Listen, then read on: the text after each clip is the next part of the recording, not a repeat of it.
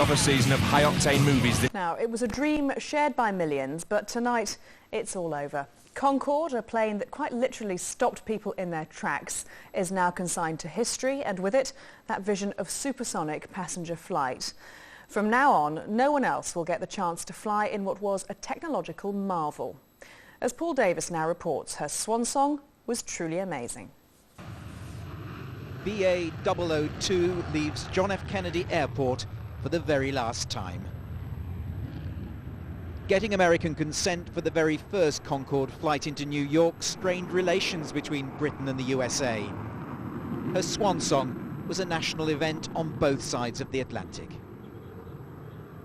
Long before Concorde left New York, the crowds were gathering at Heathrow Airport for this retirement party. It's history, and it's something they're not going to see again, so they can pass it on to their children in the future. As part of this special day, 2 other Concorde flights left Heathrow on relatively short round-trip journeys.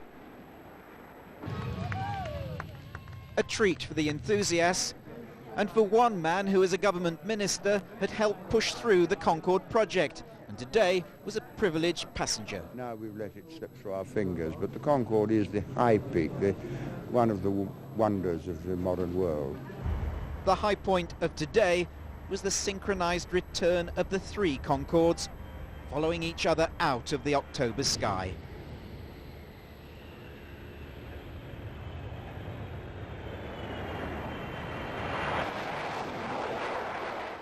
After the first touchdown, some of the enthusiasts pushed through to the perimeter fence for an even closer view.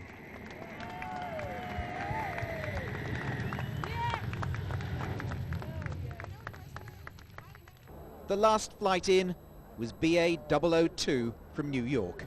The traffic stopped. This really is quite a send-off, but then this really is goodbye. We're unlikely to see or hear the like of Concorde again. In fact, the only place you're likely to see Concorde again is in a museum.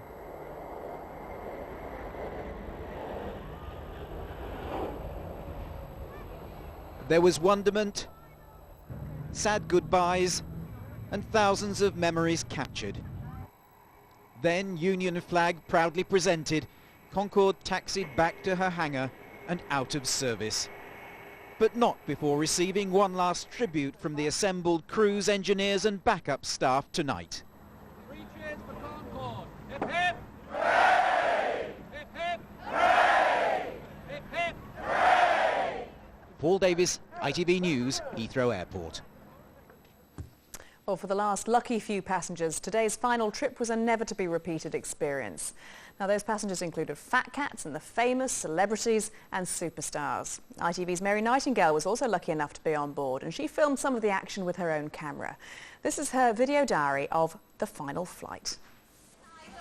Concorde has always been a privileged club.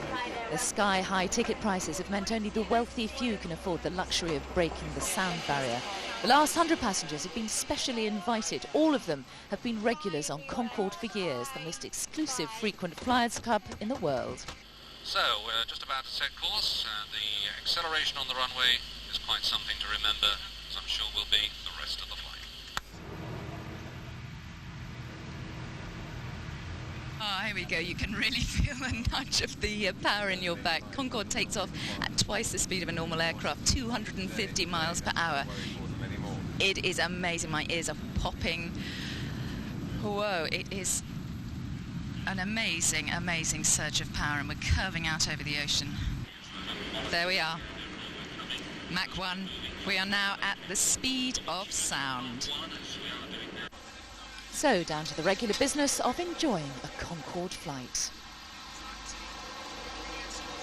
This is what no one else is likely to experience again in our lifetime. We're flying at twice the speed of sound, 1,350 miles per hour, 53,000 feet. That's almost 11 miles in the sky. And it's true, we are on the edge of space. The sky is a deep, dark blue, and you can see the curvature of the Earth. It is amazing. This is sheer luxury in the sky. It's famous for its champagne and caviar. So that's it. The supersonic era has come to an end. It seems strange, doesn't it, that in our high-tech world where everything is forever moving forward, bigger, better, faster, more modern, air travel is actually taking that step. Such a shame. And that was Mary Nightingale on Concorde's last ever flight. Working day, I was honoured and privileged to keep those secrets, which I intend to still keep. Tonight, having sold at least some of those secrets, Mr. Burrell was unrepentant. I am saddened at the statement issued on behalf of Prince William and Prince Harry. Saddened because I know that this book is nothing more than a tribute to their mother. I am convinced that when the princes and everyone else reads this book in its entirety, they will think differently.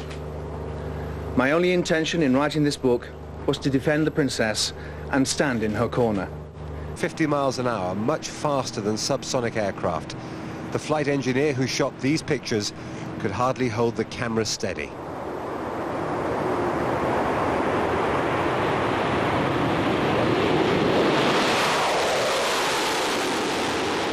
Concorde banked hard left and set course across the Atlantic Ocean for London. If there is another age of supersonic passenger flight, it probably won't be in the lifetimes of any of us who were on board today. The cabin crew served a champagne breakfast as Concorde climbed to the edge of space, almost 60,000 feet. Most of the Concorde flights since it started scheduled services in 1976 have been quiet, rather discreet affairs. Not this one. Some of Concorde's best customers were invited to fly one last time. I'm very sad for the future of civil aviation because as far as I'm concerned, this was a huge step in technology and being able to travel supersonic speeds. The ballet dancer Darcy Bustle loved Concorde's grace. It's very weird to think that it's not going to be in the skies anymore. Yeah, it's such a beautiful, machine that glides so beautifully. It's really odd that something that was technologically brilliant should be just fading away. It's not what usually happens with successful inventions. They usually go on and lead to others. By now there was no sensation of speed, but 11 miles below, sonic booms cracked across the Atlantic as Concorde hit 1,350 miles an hour. Concorde is still a technological marvel. It's unique, it's beautiful, and most of all it's fast. At the moment we're travelling at Mach 2, twice the speed of sound. In the time it takes to pour a glass of champagne, we moved 10 miles. Two other Concordes were in the air, going out around the Bay of Biscay and coming down from Edinburgh.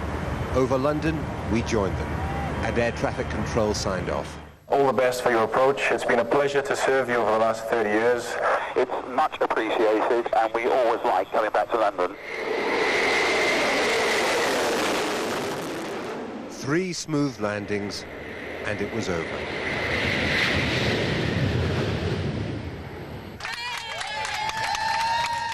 Around the airport perimeter and next to the taxiway, thousands of people were waiting to say goodbye.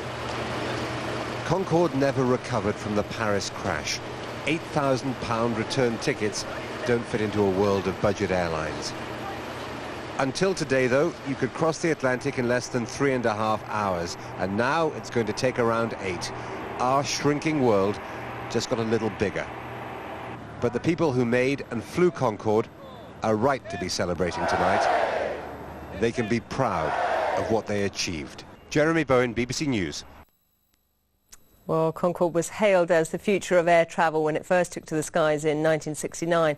But as David Schuckman now reports, its high running costs and the deafening sound of supersonic aviation meant it would never be a commercial success. Nose wheel well up, smooth rotation continuing. In 1969, the Concorde dream became reality. It survived a British attempt to pull out. Its futuristic design had made it from the drawing board. Now came the big test. She flies. Concorde flies at last. It's meant reshaping the whole nose. Concorde was always a gamble. Brand new science, a bill that in today's money reached £11 billion, and at stake the prestige of 2 former imperial powers, Britain and France. It's the biggest international project, air project ever undertaken. I mean, after the American space program and the Russian space program, this is probably the biggest of its kind in the world. Eventually, at check-in, the welcome sight of the first passengers. The destination, Bahrain. twice the speed of sound. The hope was that this was the launch of a new jet age. It's wonderful, absolutely super. It's something I'd always dreamed about and never thought I'd do it at the age of 75, and I'm jolly proud to be British and feel we and the French have done it. Back then, few could have imagined how the supersonic era would end today. And here she comes, this aviation icon that was meant to revolutionise travel but never really caught on. This symbol of Anglo-French ambition for high-tech leadership.